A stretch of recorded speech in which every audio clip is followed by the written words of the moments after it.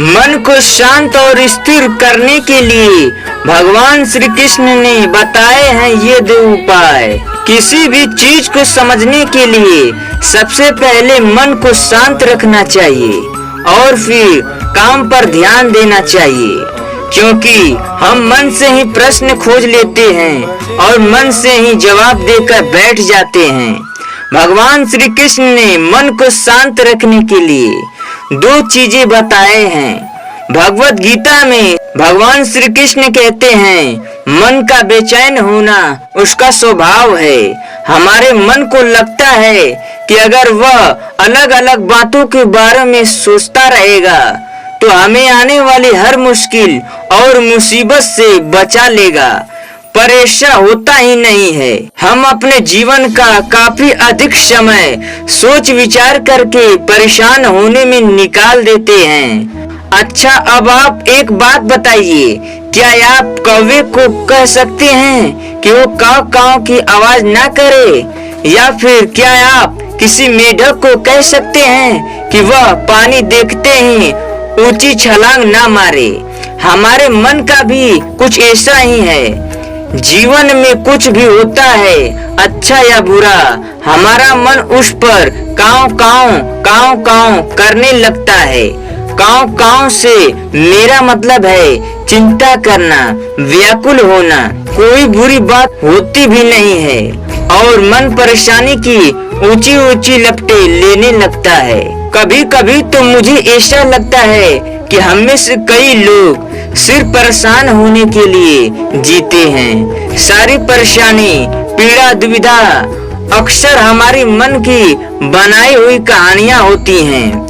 भगवान श्री कृष्ण हमारे मन को शांत और स्थिर करने के लिए 2 उपाय बता देते हैं। पहला, ध्यान लगाना या मेडिटेशन करना। दूसरा, वैराग्य भाव सीखना। अब ध्यान या मेडिटेशन शब्द सुनते ही आप में से कई लोग कहेंगे कि आप आंखें बंद करके सांसें अंदर बाहर नहीं ले सकते। यहाँ हम सब गलती कर बैठते हैं। मेडिटेशन या ध्यान का मतलब सिर्फ आंख बंद कर बैठना नहीं होता। मेडिटेशन का मतलब होता है अपना पूरा ध्यान किसी चीज पर लगाना और उसे हटने नहीं देना। अगर आप रोटी बना रहे हैं तो सिर्फ उस बात पर ध्यान दीजिए। अगर आप पिक्चर देख रहे हैं तो अपना पूरा ध्यान पिक्चर पर लगाएं। यह मत सोचिए कि पिक्चर में देखकर आप अपना कितना वक्त बर्बाद कर रहे हैं। जब आप जीवन के हर छोटे बड़े काम को पूरे ध्यान से करते हैं तो आपका जीवन ही एक मेडिटेशन बन जाता है।